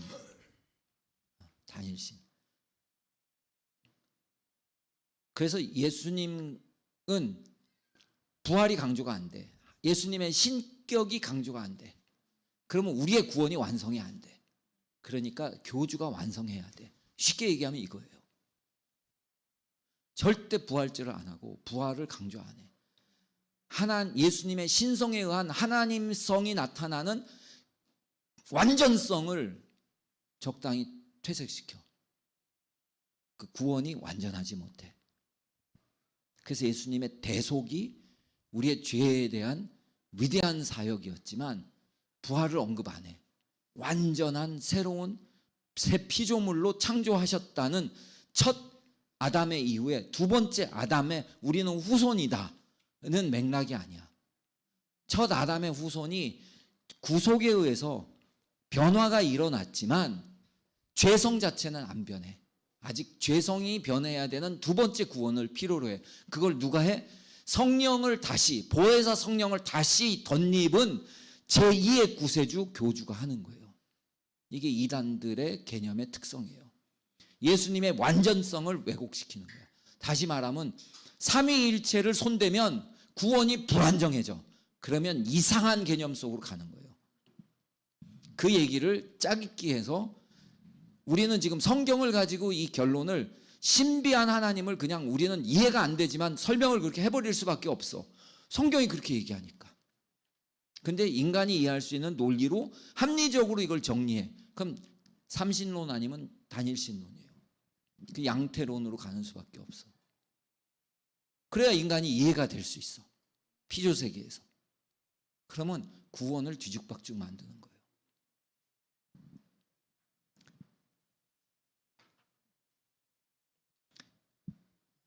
그냥 좀 정리를 해본다면 이게 하나님이 생태계를 갖고 있어. 하나님은 사랑이시다. 사랑이시려면 당신이 사랑을 하고 있어야 돼. 혼자 유일신이 무슨 사랑이라는 말을 할 수 있어요. 당신들이 사랑으로 존재해야 사랑이라는 얘기를 할 수 있어. 독립되게 완전하게 사랑이야. 그러니까 삼위일체여야 맞아. 그렇잖아요. 역으로 의로우시대. 의를 입증할 만한 존재 특성이 있어야 돼. 그러니까 예수님을 보니까 나는 말씀이다. 당신이 말씀이세. 근데 나는 지금 내 스스로 한마디도 안 한다. 당신의 정체성이 말씀이야. 근데 자기 말을 다 버려. 그리고 아버지가 말씀하시는 걸 듣고 아버지가 말씀하신 것만 말한다. 자기를 비워. 그래서 자기중심적이라는 죄가 없어. 의가 납득이 되잖아요. 그 존재 안에. 이 표현이 그 말씀대로 하기 위해서 나를 십자가에 죽일 만큼 끝까지 목숨 맞춰서 아버지를 사랑해. 존재적 사랑이 이해가 되잖아요. 당신은 사랑이시래. 당신은 의이시대. 삼위여야 이 말이 납득이 되고 입증이 되죠. 생명의 근원이시대. 생명체로서 생명의 순환체계를 갖고 있어. 순환체계를 가져야 영원을 가져요. 이게 우리 이성에도 말이 맞잖아요. 혼자 독존하는데 이게 무슨 생명이 있어? 생명은 우리 주변에도요, 생태계예요. 독존이 아니에요. 당신이 생태계를 갖고 있어. 이 생태계로 구원을 어떻게 해요? 우린 다 죽었대. 객체로 다 끊어졌어. 관계성이 다 망가졌어.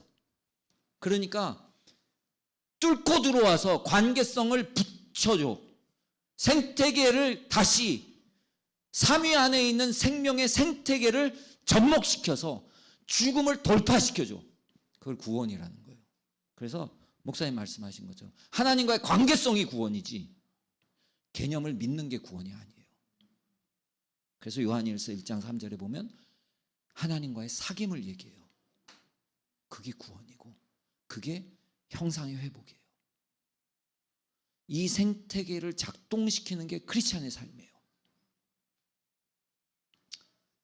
대강 우리가 믿는 하나님에 대한 개념과 우리의 신앙생활의 관계성들을 조금 연결시켜서 설명하려고 했는데 기본적인 얘기는 이제 끝난 거예요.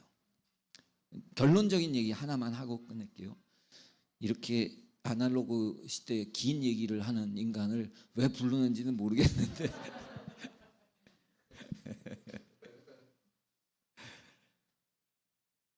야곱이라는 인간 이야기를 하고 끝낼게요. 이중성 얘기했는데 나하고 제일 비슷한 인간. 근데 하나님이 의인이래. 믿음의 조상이래. 이스라엘이라는 이름을 주셨어. 우린 이스라엘이에요. 구약의 이스라엘 총회라고 표현하는 그 단어를 셉투이전이라는 70인역에 헬라어로 바꿀 때 하나님의 총회 이스라엘을 에클레시아로 번역했어요. 에클레시아가 교회야. 우리는 뭐예요? 이스라엘이에요. 이스라엘은 기원이 어디예요? 야곱이에요. 시조는 아브라함인데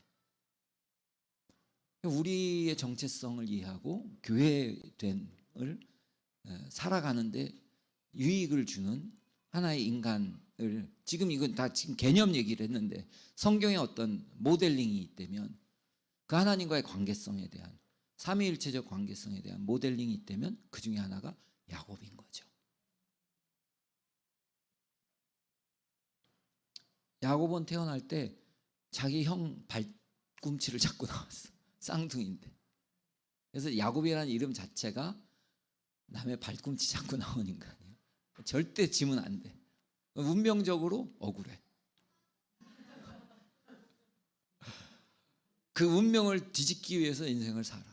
그게 그가 사는 인생이에요.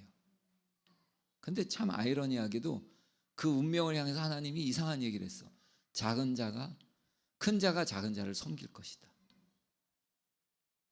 그건 이삭도 들었어. 아버지도. 리브가도 들었어. 엄마도. 그러니까 엄마는 그걸 자꾸 작업해. 근데 아빠는 큰애가 아무래도 좋아. 야곱은 여러 가지가 불만이야.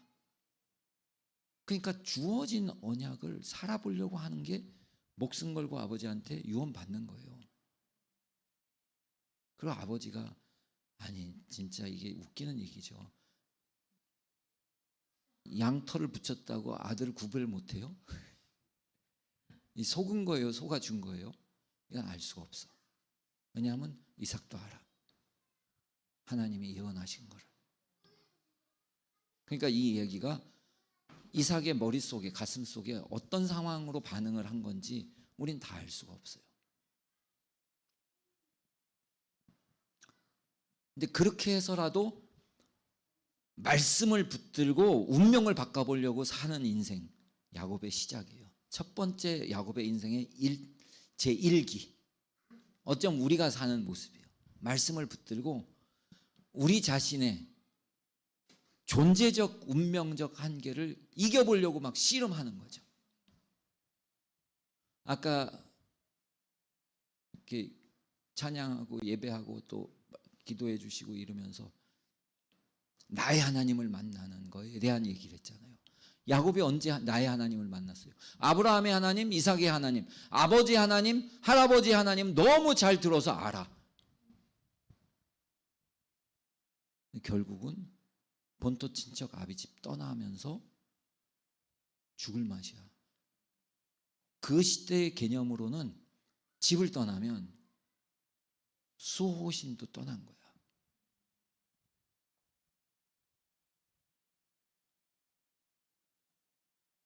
여러분 부모님 중에서도 특별히 어머님이 돌아가실 때 마음에 느끼는 그 충격이 진짜 큽니다.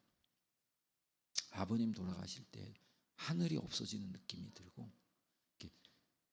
부모가 지구상에서 사라진 것을 경험한다는 건 인간이 겪는 고통 중에 가장 큰 고통 중에 하나예요. 살아생전에 부모를 볼 수 없는 길을 떠나. 가다가 살지 죽을지를 몰라. 근데 부모만 떠나는 게 아니라 가문의 수호신도 떠나. 누구도 나를 보호할 수 없다는 상황에 돌산 위에서 돌을 비고 자고 있어. 그 인생의 그 진짜 밑바닥인 거예요. 난 하나님 말씀대로 언약을 붙들고 내 운명이 작은 자, 큰 자가 작은 자를 섬긴다고 그랬는데 말씀을 붙들고 내 운명을 바꿔보려고 씨름했는데 결론은 형이 날 죽이겠대. 그 집안의 상속권 다 포기하고 튀는 거예요. 그 뭐야 이게? 이 언약은 뭐예요? 그 하나님은 뭐예요? 난 그 하나님도 버리고 떠나. 그러니까 베델에서 야곱이 느꼈던 그 처절한 절망감, 외로움, 존재적 아픔, 우리가 생각할 수 있는 것보다는 엄청 큰 거예요. 참 아이러니한 건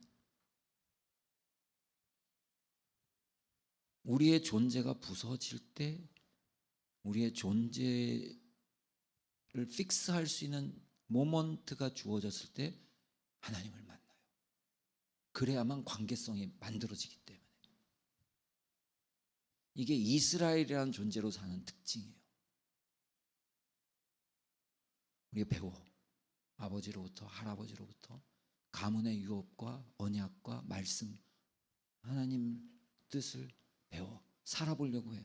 결과는 쪽박치는 것 같은 고통을 겪을 수 있어. 근데 그 쪽박치는 것 같은 것의 밑바닥에서 진짜 이게 뭐지? 이 약속이 뭔 거야 도대체? 하나님 뭐야? 어디 있는 거야? 인생에 완전히 도망갈 수밖에 없는, 더 이상 그걸 붙들고 있을 수 없는, 다 포기해야만 되는 상황으로 던져졌을 때, 내 존재가 허물어졌을 때 그때 하나님을 만나요. 나다나엘 얘기하셨는데 나다나엘 이야기가 이스라엘 이야기, 야곱의 이야기죠. 무화과 나무, 이스라엘을 상징하는 거죠. 그 나무 아래에 있는 인생이 있는 거예요. 그 나무 위에 열리는 하늘의 세계가 또 있는 거야.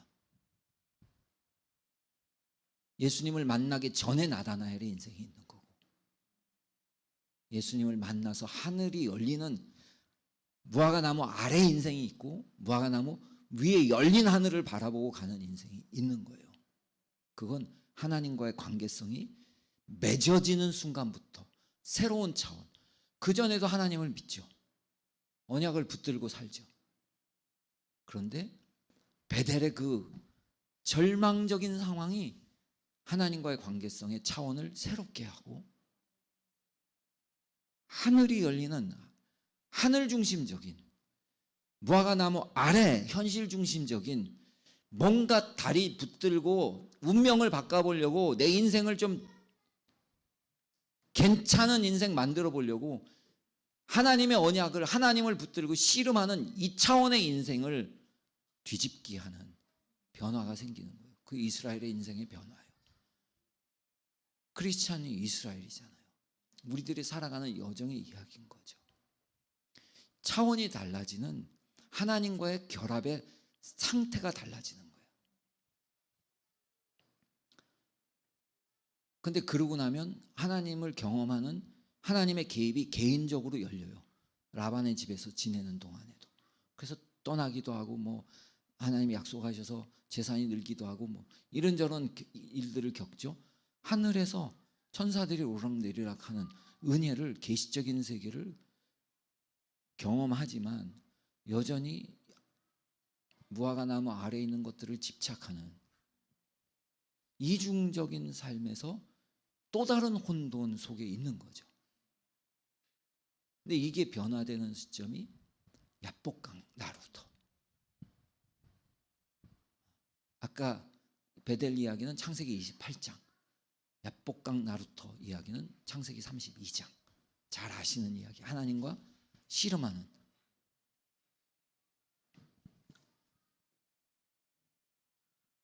형이 죽이려고 달려와. 뒤에는 삼촌 라반이 있어. 돌아갈 길도 앞으로 나갈 길도 없네. 이건 또 이상한 절망이네. 재산도 좀 만들었고 자식도 식솔도 뭔가 좀 살만한 상황이 됐다. 머리 쓰고 그래서 뒷다리 잡고 뭔가 해냈는데 삼촌 뒷다리 잡고 형 뒷다리 잡고 그래서 좀 살만하게 뭔가 됐다고 생각했는데 지구상에 발붙일 땅이 없는 상태가 됐어.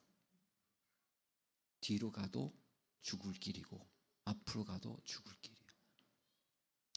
하늘을 보는 수밖에 없어. 베델의 하나님을 찾는 그 심정. 그래서 하나님 나 도와주지 않으면 나 여기서 죽을래요. 목숨 걸고 하나님하고 씨름하는 씨름 선수가 됐어요. 그리고 하나님이 이상한 얘기를 하시네. 하나님과 겨루 이긴 자. 이스라엘이라는 단어의 뜻이에요. 이긴 자. 분명히 졌죠. 그래서 환도뼈 부러졌잖아요.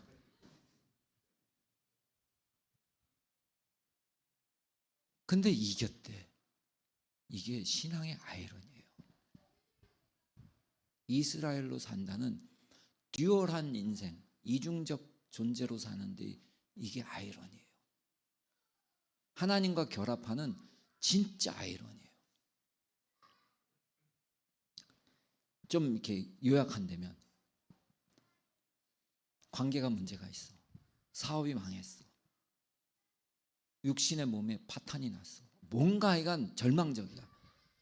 이스라엘이라는 존재는요, 하나님하고 씨름하는 거예요, 그때. 이게 이스라엘이에요. 오늘 목사님 말씀하신 거, 은혜자매 찬양 인도하면서 했던 얘기. 여러분 공동체에 대한 선언. 하나님과 씨름하는 거예요. 내가 겪고 있는 모든 문제를 붙들고 문제와 씨름하는 게 아니라 하나님과 씨름하는 자가 이스라엘이에요. 그게 우리 정체성이야. 거기서 내가 누구인지, 내가 어떻게 살아야 되는지, 문제가 어떻게 해결될지가 거기서 답이 나오는 인생을 사는 존재. 하나님과의 관계성 안에서 인생을 풀어가는 존재. 그 존재는 답이 이긴 자라는 거예요. 인생을 이긴다 그러면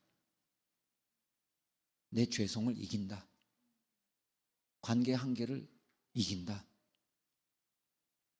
현실적 문제를 이겨낸다. 그게 이스라엘에 대한 이야기예요. 그 관계성을 씨름하고 관계성의 새로운 차원을 경험할 때마다 내가 직면한 한계가 깨지고 그분에 의해서 삶이 되어지는 희한한 신비한 인생을 결합상품의 새로운 세트를 맛본다. 근데 그때 일어나는 아이러니, 내가 부서져서 그분이 아니면 살 수 없는 의존적 존재가 된다. 이게 이스라엘이에요.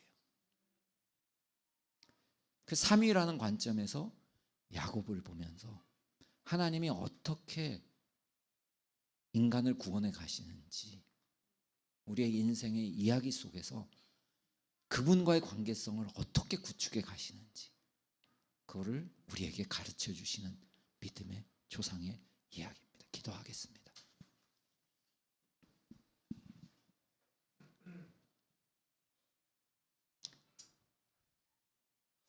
왜 우리를 사랑하시는지 우리는 알 수가 없습니다. 정말 알 수가 없습니다. 우리 스스로도 우리 자신을 보면 너무 괴롭고 아프고 때로 절망스럽고 포기하고 싶은데, 다 그만두고 멈추고 싶은데, 그때 힘들어도 나를 붙들고 몸부림쳐 봐라. 그러면 하늘이 열려. 내가 어떻게 사랑하는지 그때 맛볼 수 있단다. 필요 없을 때, 그때는 나를 경험하기 어렵다. 근데 정말 힘들다면, 정말 죽을 것 같이 힘들다면 나를 붙들고 씨름해라. 그러면 내가 너를 얼마나 사랑하는지 맛보고 알 수 있게 돼. 그게 인생을 바꾸고 존재를 바꿔갈 거다. 오늘도 스스로 포기하고 싶은 우리를 향해 그 마음의 자리를 구원의 자리로 바꾸시겠다고, 관계 맺자, 나와 같이 하자, 나와 함께해서 생태계를 만들어. 그래야 살아, 그래야 사랑을 맛봐, 그래야 의롭다는 삶을 살 수 있게 돼. 어떻게든 내가 해낼게. 나한테 기회를 줘봐라. 우리에게 그렇게 호소하시고 당신의 목숨을 버리면서 다가오시는 이상한 관계 하나님, 그냥 하나 되고 싶어 하시는 그 하나님, 그 이상한 삼위일체 하나님, 그 하나님을 우리는 믿습니다. 이해가 안 될 때도 있고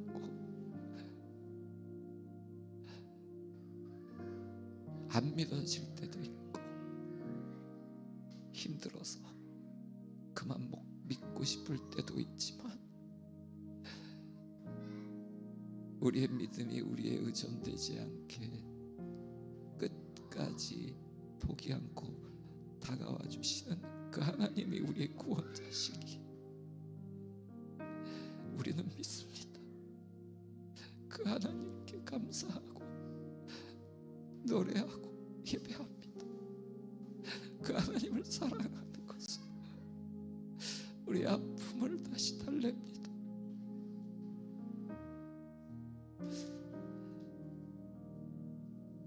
오늘 함께 나눈 이 이야기가